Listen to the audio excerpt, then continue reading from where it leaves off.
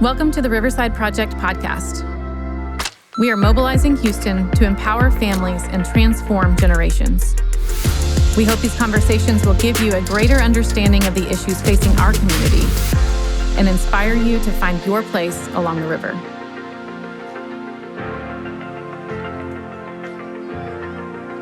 We are so honored to have Judge Dena Fisher and Judge Susan Brown with us today. Judge Fisher and Judge Brown have spent many years representing kids in foster care, presiding over CPS-related cases, and along with Judge Angela Graves Harrington, they have recently launched an incredible program called the Pearls Program, Houston Pearls. Houston Pearls is a mentorship program. It's creating strong and a dedicated support system for young women between the ages of 14 and 18, girls who are involved with the foster care system. And so we're thrilled to have them with us today. We're excited about the work that they're doing and just excited to have a conversation about it. So thank you for being with us today. Thank you. Thank you for inviting us. Of course. So let's just start off from the beginning. I'd love to hear, and for our listeners to hear, a bit about your story. What got you into this space and working with kids in foster care? Judge Brown, we'll start with you. Tell us about your story. Okay, so about 7 or 8 years ago, I became a volunteer at Casa de Esperanza. And just went one day a week for a couple of hours and had a house that I was assigned to and the foster kids there. As a result of that, my husband and I then went through foster training and became foster parents and had just had our first foster placement, first and only, I should say, because after she left, my husband's heart was so broken that it's taken him a while to recover. But so we had our first foster placement.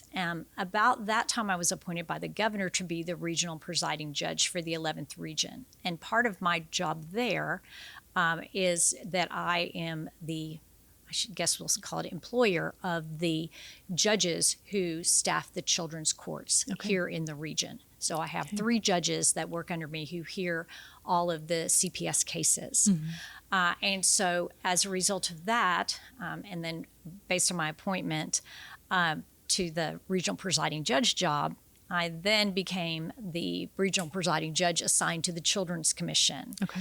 And I know that you're familiar with the Children's Commission. Through the Children's Commission, I learned about the Pearls program. Okay. Judge Peter Sakai in San Antonio had started the Pearls and Eagles program, which is the Eagles is for boys, about 7 or 8 years ago, along with Judge Renee Yonta. And so once I heard about that, I got really excited about bringing that program to Harris County. Actually, my first response was, how come San Antonio has this and we don't? So at that point, then I started working on that. I included Judge Graves Harrington because she had also shown an interest. And then Judge Fisher and I had worked together for years when I was on the criminal bench. And she had become the associate judge in one of the juvenile courts and was handling all the CPS cases. So I then reached out to her and said, this is an amazing program. It needs to be in Houston. And she jumped right on board, didn't even give it a second thought, didn't say, well, let me think about it for a couple of days. She just jumped right in. And so from then on, we just moved to creating the program, visiting San Antonio a couple of times, and starting the program here in September of last year. And that was it. It was it. Once it started, there was no stopping. Yes. Well, Judge Fisher, tell us a little bit about how you got involved with this work and how you jumped in, why you jumped in so enthusiastically. I have always been involved in this work. I started my career in Houston as a juvenile probation officer here in Harris County a long time ago. And I did that. I went to law school at night while I was a juvenile probation officer. I had a very high at-risk neighborhood that I worked in, and that I fell in love with that population. And went to law school, became a prosecutor for a while. And then when I came out in private practice, started representing kids again, and kids in CPS and kids charged with crimes, which is juvenile delinquency. Yeah. And have always recognized that there's a population of kids in our community that don't have much of a voice. And my in one of my one group in particular that I worry about are the dual status kids who are in both systems.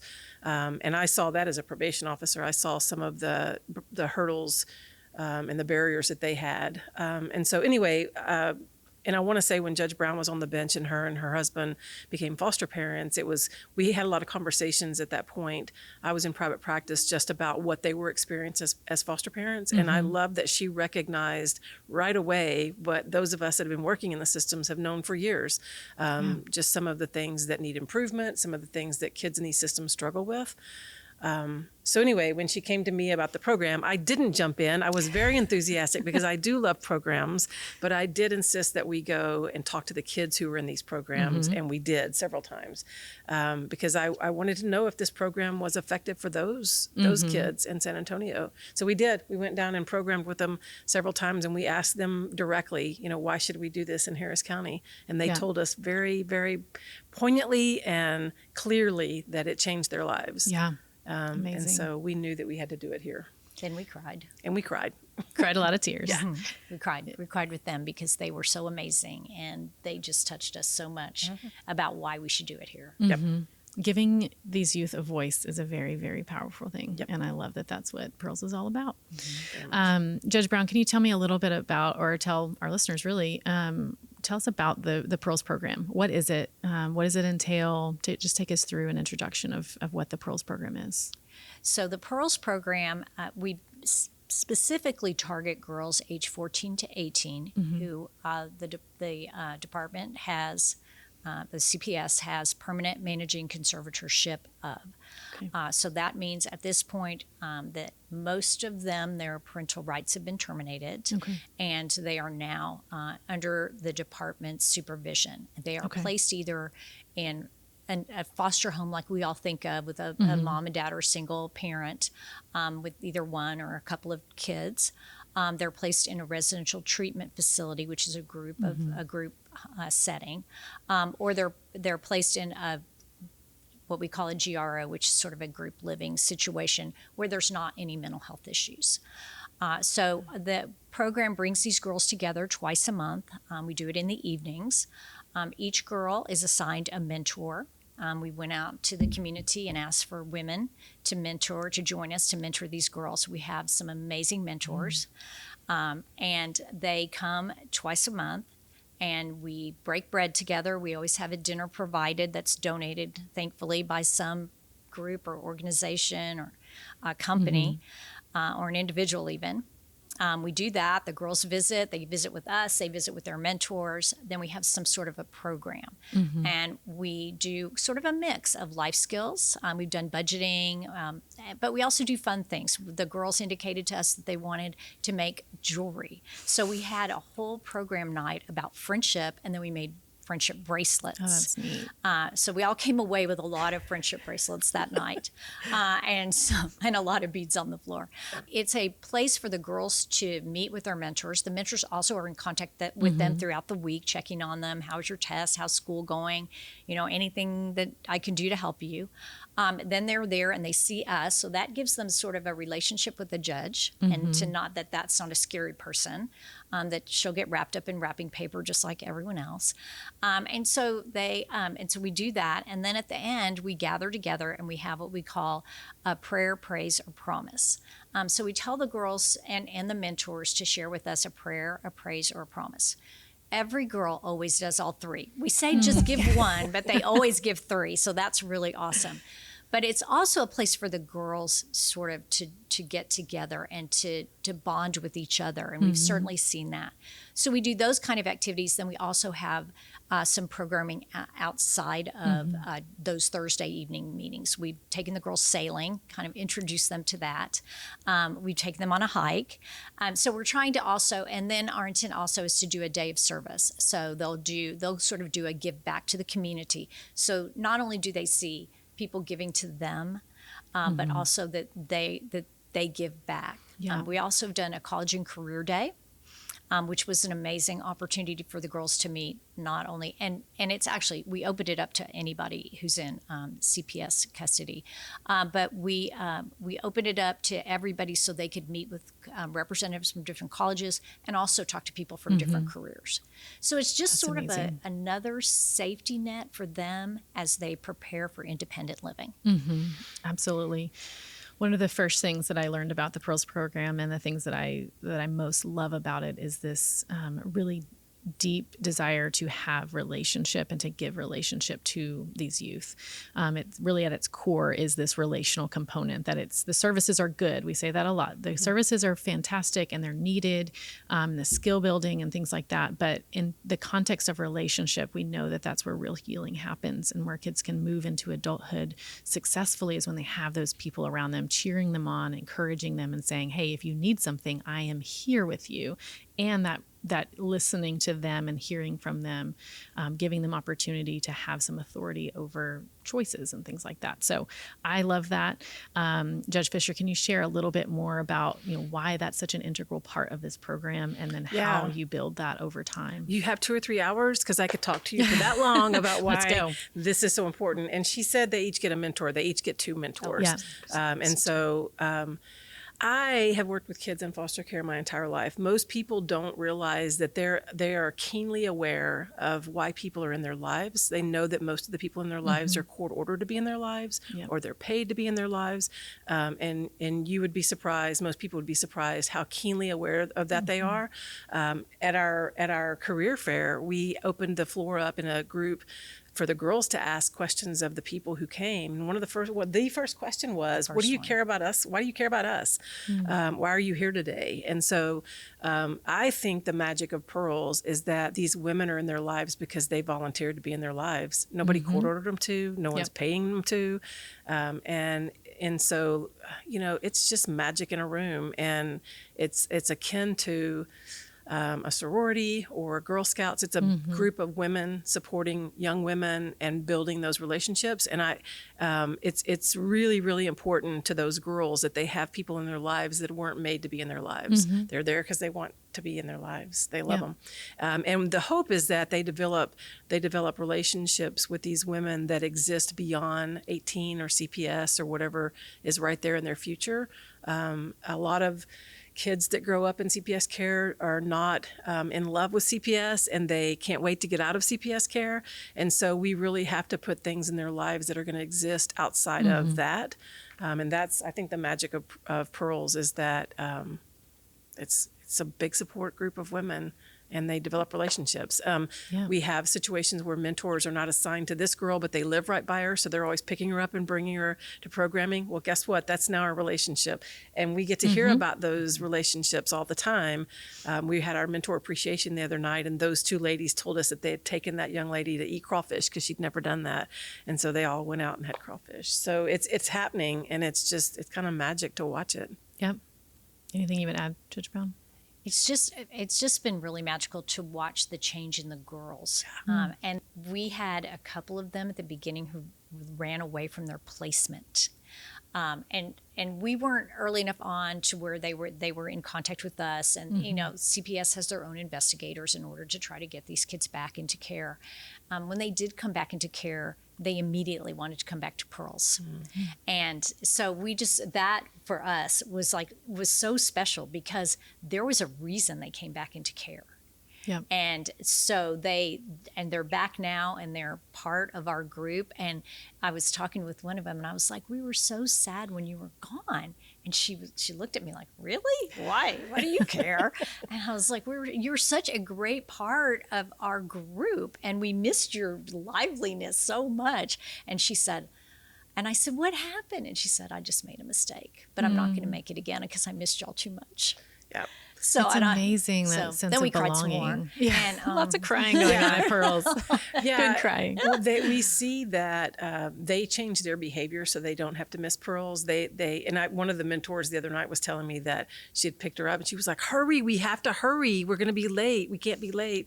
And they don't miss school because they don't want to get in trouble and miss Pearls. And that tells you everything you need to know, right? That they're that determined to get to Pearls every night and do the stuff. Yeah. So. Yeah. It's a testament to what connection and a sense of belonging can do for a young kid, especially a kid that's really struggled and had a lot of just traumatic experiences that they're working through. Can you share a little bit more just about what the community can do? You mentioned a few things as you were talking about, you can be a mentor, which seems like a big thing, right? That's a big commitment to be there, to take on, getting phone calls from a girl, any teenage girl getting phone calls about what is going on is a little bit scary. But mentoring isn't the only thing. It's a great, great thing. But can you share a little bit about the different ways that the community can step in with Pearls to support you? Sure. Yeah, we have different levels of being involved, and it's they're formal words, but it really doesn't matter. You can help however you want, because the magic is getting in that room, And if you can come one night a month versus every night, then what they're called are mentors, who are the people who are assigned individually to the girls. They're assigned to, so that life happens and one can't show up. There's always someone there to support that girl. But what we see, we have one person that's a backbone mentor, but she's never been assigned directly to one girl. She's there every Thursday night, and she finds the girl in the room that's new, that doesn't have an assigned mentor, or that looks like she feels lost or is not fitting in yet, and she just attaches herself to her. And you can be a mentor, but you're right, that is a big commitment. You can also be an ambassador, which is just someone who helps us find activities to go on, helps us with those activities. We have one ambassador who is there every night to set up our meals and serve our meals and clean up after our meals. And that's what she's assigned herself to do, and we couldn't do it without her, So there's different ways to be involved. We need people to donate the meals, and so that's on our website, and so people can sign up to sponsor a meal one night or to sponsor a series of meals, and we have organizations that have done that as well as individuals. And you want to talk about what else people can do to be involved or to help? So we have the opportunity to donate meals.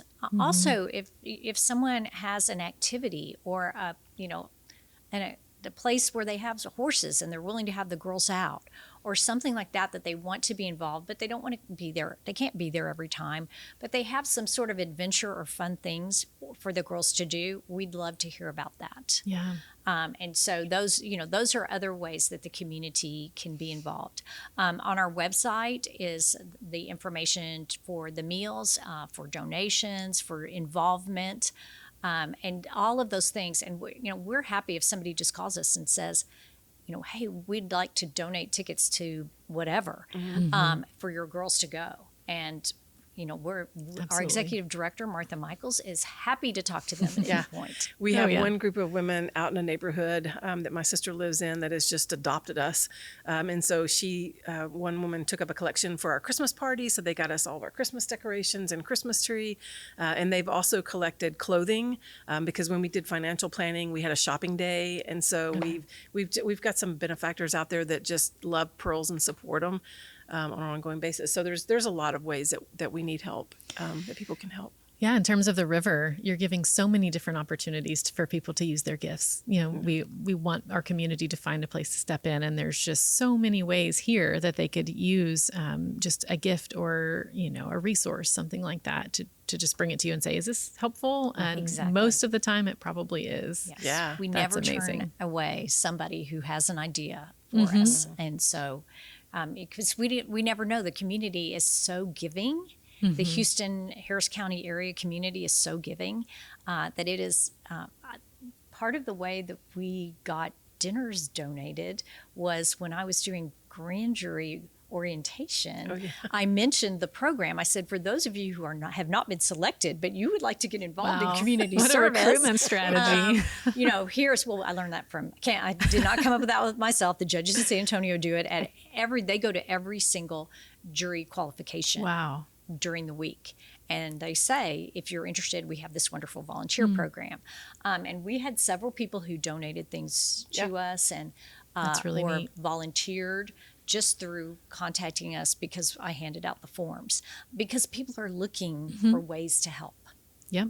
And even if they only have 15 minutes of time, people are so willing to give back. Yep. And that was the thing we learned at our shopping day. All of the girls, so we had all these clothes and they went around, they had a budget because we had talked about that. All of the girls bought something for someone else. Wow. When we made friendship bracelets, they made friendship bracelets for other people, not just themselves. And so here are these kids who I hate to say they haven't been taught to give, but they haven't experienced the same thing that a lot of kids have of, being in Girl Scouts and doing whatever, but they still really have huge hearts for They giving. know what it is to need someone. And not to make assumptions, but I could see where that could come from, knowing that you need a friend and being able to have that type of empathy for someone else would motivate them to always see that other person. You know, that's incredible. Big old hearts. Yeah, They incredible do. hearts. Oh my gosh, yes. Where do you hope to see Pearls in 5 years? If we were sitting down again, I've been asking this question. What do you think it's going to do? Maybe that's the better question. What do you think is going to happen through things like this? Well, and I'll go first, and I know what you want to say.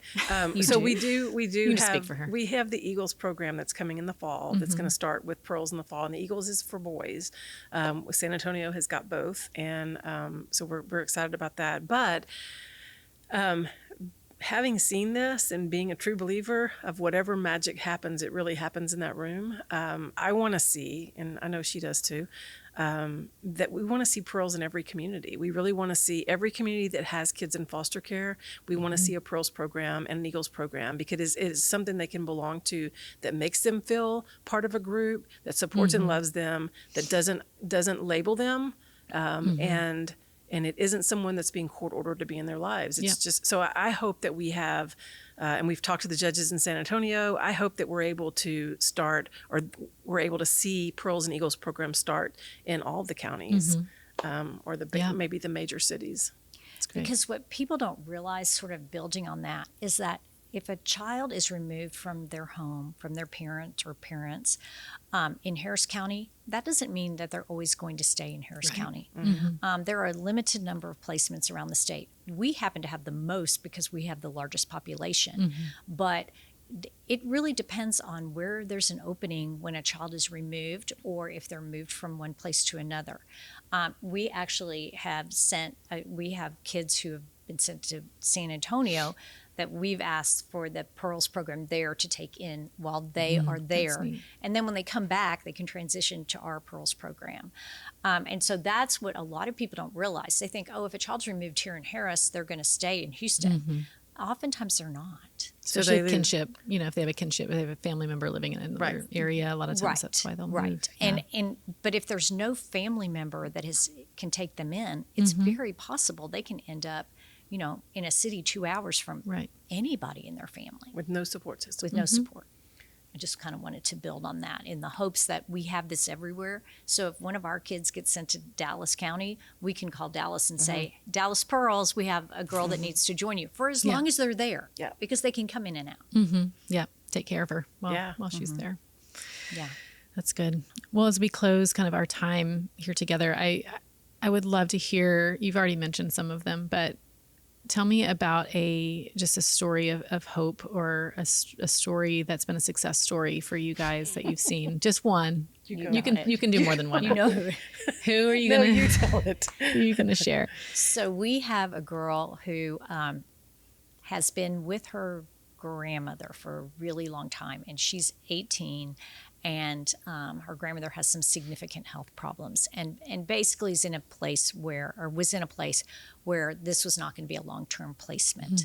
As close as they are, she needed to move out. And she, through the mentors that she has, and you spoke a little bit about them, has moved into independent living. She moved into a cell, but we have watched her grow from this shy, kind of quiet girl to the kind of the leader of the crowd. She is hilarious. And we've just sort of watched her now move into this independent living. She's still in high school, but it's in the area, and just blossom. I mean,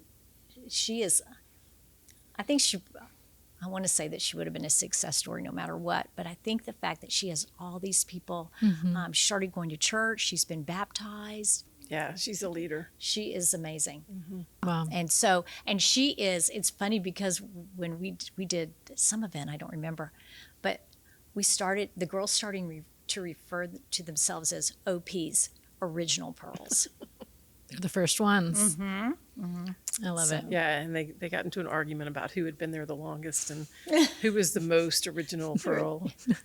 Yeah, their confidence level just goes, and that's the thing that I noticed about the kids in San Antonio that we met with, is they were a very confident group, very mature, spoke to us, looked us in the eye, and now you see why they're that way. Having been in a program like that, we've just seen in this one. Was it a semester? We run with the school year, so we started programming in September. We'll start in August this next year, but just in that short time, these girls have changed so much, and you can see it. Yeah, it's amazing. Even just the way they behave when they're at Pearls. Yeah. At the beginning, it was like kind of, Yeah. and now when we do prayer, praise, promise, they are all like, Yeah. I have to talk about this, or, We have a thing at the beginning that we say, have fun, stick together, no hurt. It's just our thing. And so when we went hiking. Judge Brown got lost in Memorial Park. I blame the intern. So we went hiking and we took a big group, and it was our first experience. We brought drinks and granola bars, but we left them in our vehicles. We didn't take them in our backpacks. And some of the girls didn't eat enough breakfast. And one of the girls got lightheaded and really felt like she needed to sit. To watch them surround her and start digging through their own backpacks. And, somebody came up with a little bottle of water and a granola bar and just mother her. That to me is real leadership. And that is not something that existed in this group of girls in a way that it would be expressed when we first met all of them. They were very disjointed and not a group, and that was cool to watch because they really look out for one another. Yeah. Because we're also hoping that this helps with their placements, because we have a number of girls who all live in the same placement, and they're high school girls. I mean, whether they're in foster care or not, they're still high school girls. Yep. And so we've seen too that they've learned to conflict manage, and that they've built more of a bond with each other than when they first started, because they've done some fun things together. They've worked on things together. And so what our hope is that does stabilize placements as we move forward, that because these girls have developed a good, fun relationship, and because they have their mentors, that when things start to go bad, they have somebody that they can kind of vent to. So we're really hoping that we see a stabilization in placement. That's one of the outcomes we really want, because they're traumatized every time they have to move placement, and that's what happens. Yep. Yeah, absolutely. One of the things that the privileges that we have is we get to, as an organization, to train y'all as mentors. We get to do that, the trauma training, to prepare them for what happens to a kid's brain when they're being gone through trauma, and then how can connection and relationship, what are some of the techniques with connection and relationship that can move them into using the parts of their brain that allow them to connect and to heal. And I love that what you're doing is 100% that. We get to see it on display even really quickly. Sometimes you would think that it would take years to experience that level of healing, but it's amazing every time you see what real connection, like you said, the girl that came back after running away, and just to understand that you were missed. And that gives you this sense of self-worth, and parts of your brain are going to be that leadership capability. You're going to be using parts of your brain that you maybe hadn't even been online because you weren't experiencing that. So we love just the joy of being able to be a part of that, and just getting to see the success of this program. Yep. So we love the fact that you are doing that too, and we are so grateful, because it really has helped our mentors. Yeah. And as a foster parent, people train you all the time about what trauma looks like, but no one ever trains you what to do when it happens, right? I mean, you can tell me all day long, but I need to know what I'm supposed to be doing when they're laying on the floor screaming. Yeah. Right. And so that's been helpful. Or our mentors, when a girl says something that maybe their own child would never say or ask, knowing from your training how to respond to that in a way that is appropriate to that child with all of their trauma is huge. Yeah. And the cool thing is your mentors get to do it together. There's the resources that we can provide, and we can help coach, and we can get them the resources that they need. But when they're all doing it together and they're able to rely on one another, sometimes being in that space can be really hard. The community, not just for the kids, but for the mentors too, is just beautiful. Yeah. I love it. Cool. We do too. Yes. We love our mentors. Well, yeah, I'm so grateful that you guys were able to come on and share about it. I hope that more and more people across our community get to learn more about the Pearls program. And I'm so looking forward to Eagles next year. I know, we are So we're too. going to be working on finding some male mentors and some programming for them. And we just have lots of fun things ahead. So we're with you. We're grateful for you. And we're really grateful you were with us today. Thank you. Thank for you. talking to us. Thank you. To those listening, we hope these conversations have inspired you to find your place along the river. And we welcome you to join us in bringing hope and renewal to the city of Houston. If you'd like more information on how to get involved, please visit riversideproject.org and submit a contact form. We'll see you next time.